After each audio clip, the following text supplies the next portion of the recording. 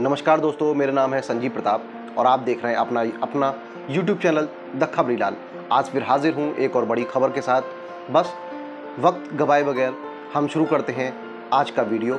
उससे पहले आपसे एक छोटा सा निवेदन, अगर आपको हमारी किसी भी खबर से कोई गिला शिकवा है या कोई शिकायत है तो आप अपना मैसेज हमें अपना कमेंट बॉक्स में छोड़ें और ज़्यादा से ज़्यादा इस वीडियो को शेयर करें और लाइक करना न भूलें। तो चलते हैं अब खबर की ओर।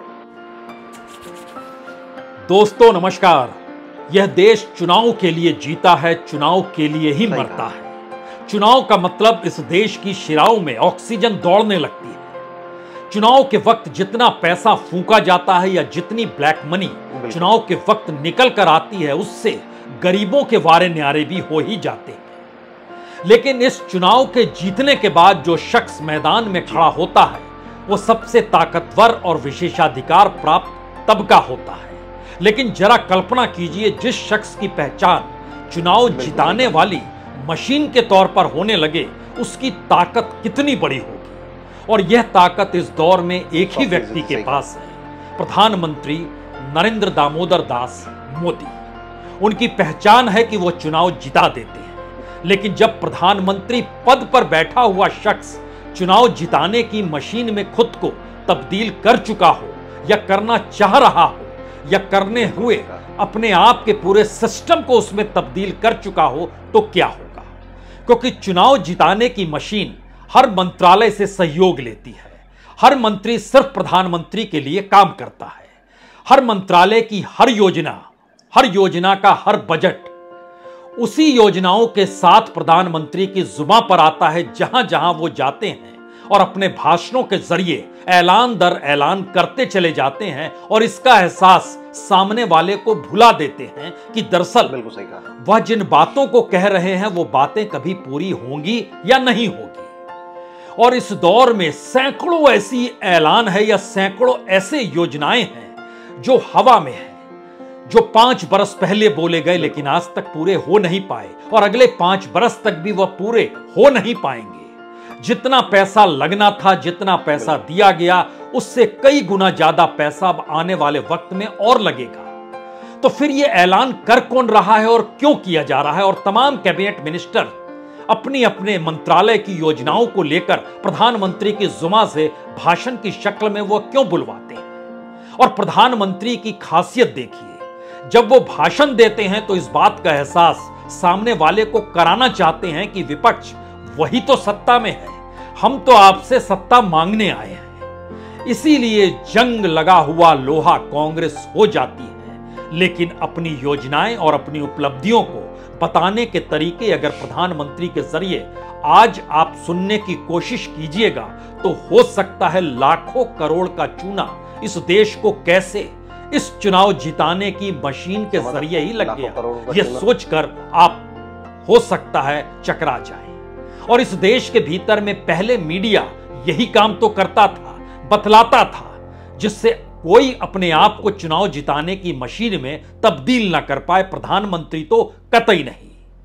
लेकिन आज ही देखिए, जब प्रधानमंत्री भोपाल में थे, किस बात का जिक्र कर रहे थे, क्योंकि हम आज उस हर पन्ने को खोलना चाहते हैं कि बीते 5 बरस के भीतर और आने वाले 5 बरस के भीतर इस देश को कितने का चूना प्रधानमंत्री ने लगा दिया है और तमाम योजनाएं कैसे गर्त में चलती चली गई। लेकिन हमने जिक्र भोपाल का किया तो आज उनके एक छोटे से भाषण का हिस्सा सुन लीजिए, फिर असल कथा शुरू होगी। भाजपा आज आधुनिक सड़कें, आधुनिकतम सड़कें, चौड़े हाईवे, एक्सप्रेसवे बना रहा है। लेकिन कांग्रेस इसकी आलोचना करती है। भाजपा आज वंदे भारत जैसी आधुनिक ट्रेनें ला रही है, स्टेशनों का कायाकल्प कर रही है। तो जिक्र सड़क का है, जिक्र पुल का है, जिक्र रेलवे का है, जिक्र इंफ्रास्ट्रक्चर का है और प्रधानमंत्री इसका जिक्र कर रहे हैं। तो क्यों नहीं आज एक एक पन्ने के जरिए हर उस बात का जिक्र कर दिया जाए जहां आप समझ पाए कि इस देश को कितना नुकसान ऐसी योजनाओं से, ऐसे इंफ्रास्ट्रक्चर से और इस तरीके से खुद को चुनावी जीत की मशीन में तब्दील करने के साथ ऐलानों के जरिए होता है, और जो भी उपलब्धियों का खांचा रखा जाता है वो कितना खोखला हो सकता है और उससे कितना नुकसान देश को ही होता है। क्योंकि प्रधानमंत्री भोपाल में थे तो हमें लगा आज एक प्रोजेक्ट का जिक्र जरूर करना चाहिए। ये वेस्ट सेंट्रल रेलवे के तहत आता है, और रेलवे मंत्रालय ने कोई आज से नहीं, जब मनमोहन सिंह प्रधानमंत्री हुआ करते थे 2007 में, उस वक्त सोचा था कि ललितपुर से सतना, रीवा और सिंगरौली यह एक लाइन बिछेगी। यानी कुल मिला के 16 साल पहले की परिस्थिति हम आपको बता रहे हैं। प्रधानमंत्री ने इसका फाउंडेशन स्टोन यानी पहला पत्थर 2016 में रखा, और 2016 में यह कहकर रखा कि यह पूरा हो जाएगा, लेकिन आज भी यह पूरा नहीं हुआ। आप कहेंगे ऐसी तो बड़ी सारी योजनाएं हैं, बहुत सारी योजनाओं का जिक्र भी होगा, लेकिन पहले यह समझ लीजिए कि ललितपुर से उदयपुरा, उदयपुरा से खजुराहो, खजुराहो से महोबा, यह 3 अलग अलग सेक्शन है। इसको लेकर जो ओरिजिनल कॉस्ट बताई गई थी वो 247 करोड़ रुपए की पूरी कॉस्ट थी। यह सिलसिला 16 बरस का है। 247 करोड़ में यह सब कुछ हो जाना चाहिए था। फाउंडेशन स्टोन 2016 में रखा गया। यह कीमत जब बढ़नी शुरू हुई तो इस पर खर्च 2427 करोड़ रुपए खर्च हो गए। होने थे 247 करोड़, खर्च हो गए 2427 करोड़। पूरा नहीं हुआ प्रोजेक्ट। नई जानकारी निकल कर आई कि इस पे कुल खर्चा 8248 करोड़ रुपए होगा। यानी इस दौर के भीतर में और पिछले ही बजट में 700 करोड़ रुपए और दिए गए। यानी ओरिजिनल परिस्थिति में जाइएगा तो हो सकता है 200-250 गुना ज्यादा खर्च आपके जहन में तुरंत आ जाए। तो फिर ये ऐसी योजनाओं का ऐलान होता क्यों है? और क्या ये एक ही योजनाएं हैं? जी नहीं, एक दूसरा राज्य तेलंगाना भी है।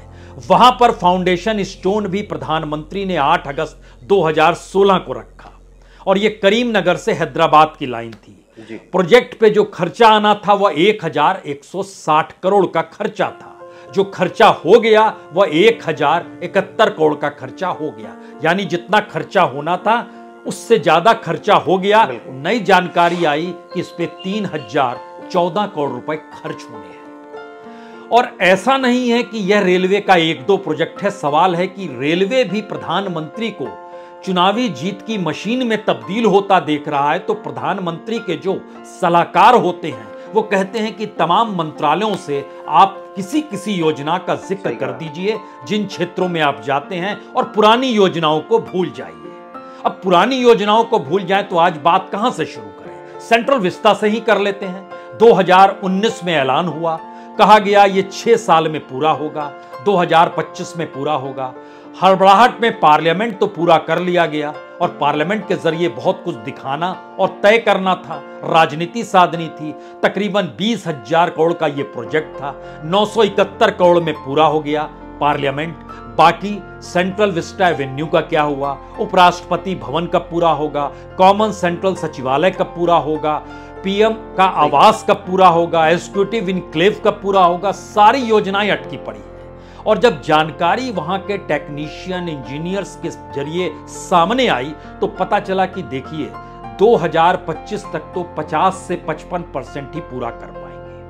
और अगर आप समझना चाहते हैं तो फिर आप मान लीजिए कि 2028-29 तक आपको इंतजार करना होगा, जब पूरा सेंट्रल विस्ता जो रूपरेखा बनाई गई है उस रूप में आ जाए। यानी 2029 तक का इंतजार। लेकिन बात इतनी नहीं है। इस देश के भीतर में इस सरकार ने अलग अलग मंत्रालयों से जितने भी प्रोजेक्ट को सामने इस देश के लिए रखा, उनकी परिस्थिति सिर्फ इस रूप में समझिए कि 123 प्रोजेक्ट ऐसे हैं जो खुद सरकार का मंत्रालय जानकारी दे रहा है कि वह कम से कम भी पूरे होंगे, तो वह अभी पूरे नहीं होंगे, जो कि 2018 में ऐलान किए गए थे।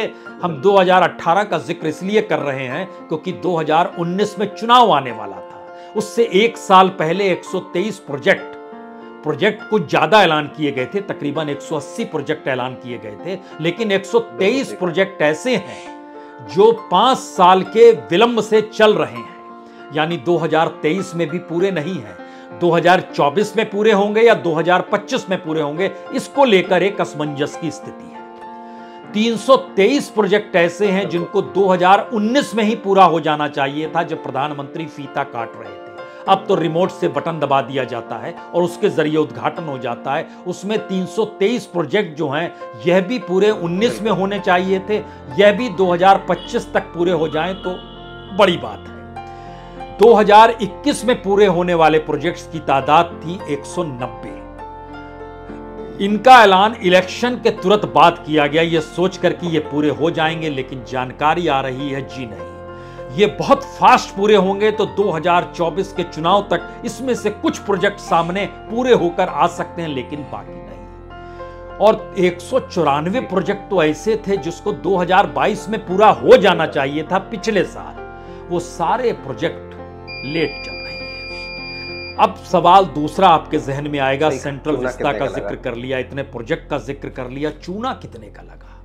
जो सेंट्रल लेवल पर चूना लगता है वो तकरीबन 4,77,280 करोड़ का है, जो इसी महीने की रिपोर्ट है और पिछले महीने तक का पूरा खांचा है। यानी जो खर्च होना चाहिए था वो 25 लाख करोड़ खर्च होना चाहिए था, वो अब खर्च तकरीबन 29,78,000 खर्च होगा। जो खर्च किया जा चुका है वो तकरीबन 15,57,000 खर्च किया जा चुका है। अब सवाल यह है कि 15,57,000 करोड़ रुपए जो खर्च किए जा चुके हैं, ओरिजिनली जो योजना थी उसमें पूरा खर्च 16 लाख करोड़ का ही होना था, और अभी हम देख रहे हैं कि 15,57,000 करोड़ रुपए खर्च करने के बाद लगभग इतनी रकम आज की तारीख में और चाहिए, कल और ज्यादा चाहिए होगी, क्योंकि अब ये संख्या बढ़कर 29,78,000 करोड़ पर पहुंच गई है। यह तो एक लिहाज से सेंटर लेवल की स्थिति है, लेकिन एक झटके में आई है। जो राज्यों के भीतर चुनाव हो रहे हैं, जहां पर बीजेपी शासित राज्य है, जहां पर डबल इंजन की सरकार है, यानी सेंटर से कोई भी परेशानी आपको एनओसी लेने में नहीं होगी, वहां पर भी अलग अलग योजनाओं के जरिए इस देश भर की कितनी योजनाएं पड़ी हुई हैं, और उसको एक लकीर हमारी टीम ने खींची और बताया कि आप 5 साल की लकीर खींच दीजिए, और उस 5 साल के भीतर के दायरे में समझिए कि सारी योजनाओं को इन्हीं 5 साल में पूरा हो जाना चाहिए था। यानी 2017-18 में जो ऐलान की गई योजना थी उसको 2022-23 में पूरा हो जाना चाहिए था। इस देश के भीतर में लगभग 2,782 इतनी योजनाएं अटकी पड़ी हैं, और हर योजना के साथ इसमें सेंटर का कुछ पैसा भी इन्वॉल्व है, स्टेट को भी कुछ पैसा देना है। कुछ स्टेट ने कहा भाई ये तो प्रधानमंत्री आए थे, हम उनके साथ चल नहीं पाएंगे, हमारे पास पैसा है नहीं, हमारे अपने टैक्स का पैसा तो ये देते नहीं है, तो हम इनकी योजनाओं को अमल में क्यों लेकर आए। और कुछ ऐसे राज्य हैं जो बीजेपी शासित राज्य हैं, लेकिन वहां पर प्रधानमंत्री चूंकि चुनाव जिताने की मशीन में खुद को तब्दील कर चुके हैं, तो वो वहां की सरकारों से पूछते हैं किस जगह की किस योजना का जिक्र होना चाहिए, उसकी एक लिस्ट बनाइए। वो लिस्ट बनाइएगा तो दिल्ली लिस्ट आएगी, यहां पर पीएमओ में उसको खंगाला जाएगा, वहां पर सेंट्रल मंत्रालय में उसको सौंपा जाएगा, और उसके जरिए हम उस लिस्ट को एक तरीके से कलेक्ट वे में करेंगे और बताएंगे, जिससे उस इलाके में कौन सी योजना किस रूप में शामिल हो, इस दिशा में बढ़ते चले जाएंगे। हमें लगता है योजनाओं का जिक्र करते करते आज नागपुर की याद आ गई। नागपुर 2 दिन पहले ही पूरी तरीके से डूब गया था। नागपुर वो शहर है जहां से नितिन गडकरी आते हैं। Nitin Gadkari central minister. नागपुर वो शहर है जहां से महाराष्ट्र के डिप्टी सीएम आते हैं। अब सवाल है, डिप्टी सीएम भी और सेंट्रल मिनिस्टर भी हैं, फडणवीस भी वहीं से आते हैं, और उस शहर के भीतर जब आप जाइएगा तो सीमेंट रोड आपको मिलेगी, हर जगह सीमेंट रोड, हर जगह पुल। और बात जब कीजिएगा सरकार के किसी व्यक्ति से तो कहेगा आज की नहीं सोच रहे हैं, हम लोग तो सोच रहे हैं कि 2030 के बाद नागपुर में कितने लोग रहते होंगे, तो मौजूदा वक्त में तमाम लोग जो रहते हैं वो इस त्रासदी को भोग लें। लेकिन पूरा का पूरा ड्रेनेज सिस्टम कितना चौपट हो चला। और 5 साल पहले ये रिपोर्ट आई थी कि तकरीबन 6000 करोड़ से ज्यादा का पूरा ड्रेनेज सिस्टम को अगर ठीक नहीं किया गया तो ऐसी योजनाएं क्या मायने रखेंगी। तो यानी पैसे से पैसा बनाना, योजनाओं के ऐलान से ऐलान करना और इस दौर में जनता को सामने मुश्किल दर मुश्किल खड़े करते चला जाना और नैरेटिव बदलने के लिए राजनीतिक तौर पर किसी भी अंदाज में भाषण दे देना, क्या यही पहचान है। हमने जब जिक्र किया आपको 2782 योजनाओं का, तो उसमें एक चीज और जरा समझने की अब कोशिश करनी चाहिए।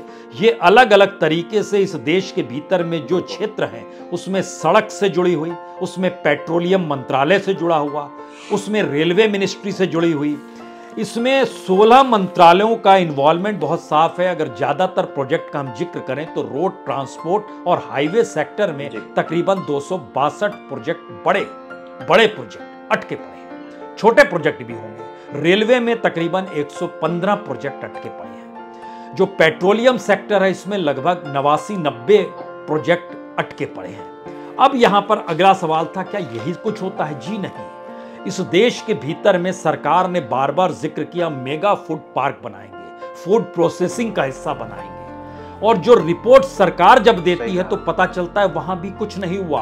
करोड़ों लुटा दिए गए सरकारी खजाने से, लेकिन हुआ कुछ नहीं। इसको और माइन्यूटली समझिए तो एग्रो प्रोसेसिंग को लेकर 2018 में 15 प्रोजेक्ट सरकार बोलती है, 2019 में 13 प्रोजेक्ट बोलती है, 2020 में 14 प्रोजेक्ट बोलती है, 2021 में 7 प्रोजेक्ट बोलती है, 2022 में 21 प्रोजेक्ट बोलती है, 2023 तक में 23 प्रोजेक्ट बोलती है। सबको जोड़िएगा तो 93 प्रोजेक्ट। कुछ हेरफेर करती है, बोलती है नहीं 90 में कुछ गड़बड़ी है, इसको 70 प्रोजेक्ट तक हम पूरा करेंगे। 70 प्रोजेक्ट पे काम होता है, उसमें हर प्रोजेक्ट में तकरीबन 25 करोड़ का इन्वेस्टमेंट है जिस व्यक्ति को करना है।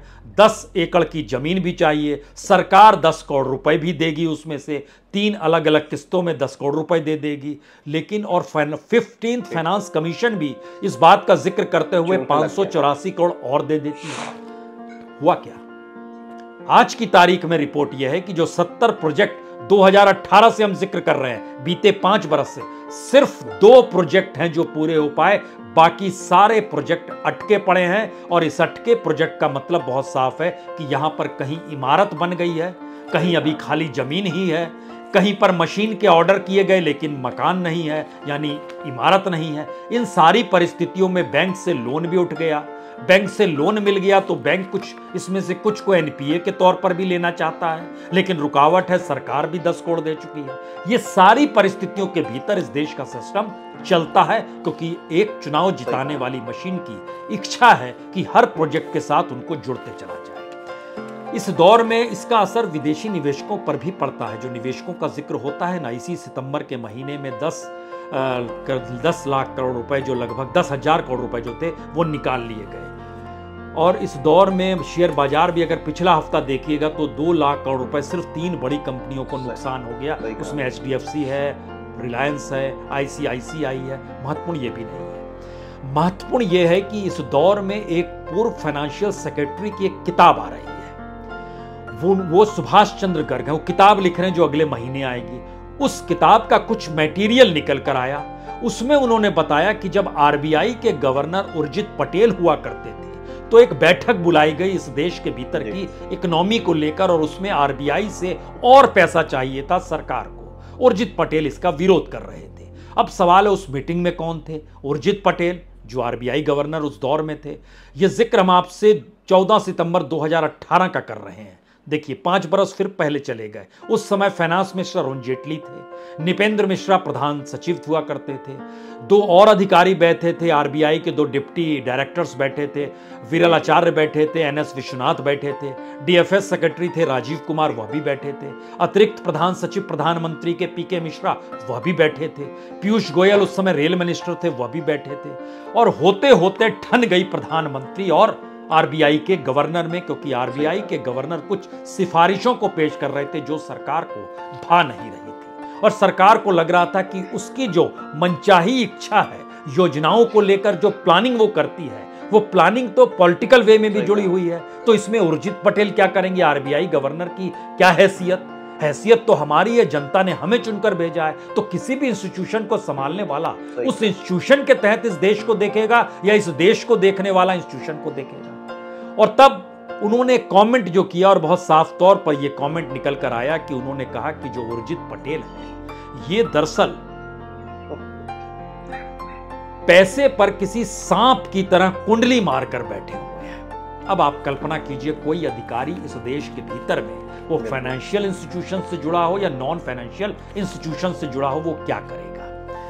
प्रोजेक्ट अटके होने की जिक्र जब हम करते हैं तो इंदौर के कई प्रोजेक्ट अटके हुए हैं। मध्य प्रदेश के भीतर सिंचाई का प्रोजेक्ट तो इतना है कि उसमें लगभग 1715 करोड़ का नुकसान हो चुका है। जो कंपनी थी उसको ब्लैक लिस्टेड कर दिया गया, फिर भी सिंचाई से जुड़ी हुई जो जमीन थी वो आज भी वहां सिंचाई नहीं, और तकरीबन 40,000 हेक्टेयर से ज्यादा की ये जमीन है।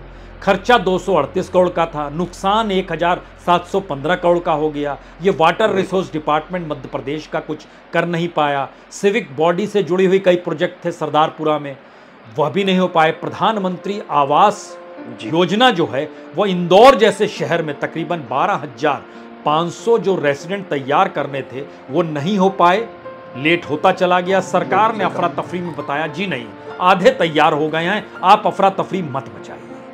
सवाल कई है, जवाब एक ही है। सवाल कई ये है, क्या इस देश के भीतर चुनाव जीतने की मशीन के लिए पूरा सिस्टम काम कर रहा है, और उस काम करते हुए सिस्टम से इस देश को जो भी सरकारी खजाने को जो नुकसान हो, इस देश को जो नुकसान हो, उन परिस्थितियों से दो चार हो पाने की स्थिति में कोई नहीं है। क्योंकि सरकार की जरूरत है, प्रधानमंत्री की जरूरत है, तो सिस्टम की जरूरत है और हर इंस्टीट्यूशन की जरूरत है।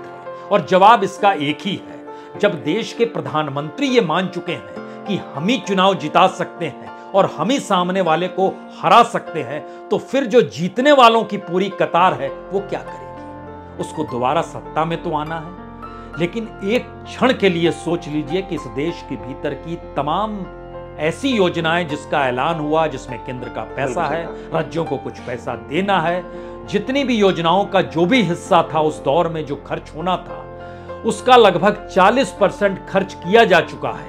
और अब वो 60% जो पैसा देना था वो लगभग 3 गुना पैसा और ज्यादा बढ़ चुका है। इसीलिए ये तकरीबन 8 से 9 लाख करोड़ रुपए का चूना इस देश को केंद्र और राज्यों के भीतर बनती हुई योजनाओं के जरिए इसीलिए भोगना पड़ रहा है, क्योंकि चुनाव जिताने वाली मशीन यानी प्रधानमंत्री नरेंद्र दामोदर दास मोदी हर भाषण में चाहते हैं कुछ नया हो, और नया यही है। दोस्तों, जैसा कि आपने पूरी खबर में देखा कि किस तरह से जो एक ये बड़ा घोटाला हम कहें ये निकल कर आया है, तो आपकी इसमें क्या राय है और किस तरह से देखते हैं, इस बात को आप अपना कमेंट बॉक्स में अपना मैसेज अवश्य छोड़ें। तो मिलते हैं जल्द एक और बड़ी खबर के साथ, तो बने रहें हमारे साथ। जय हिंद, जय भारत।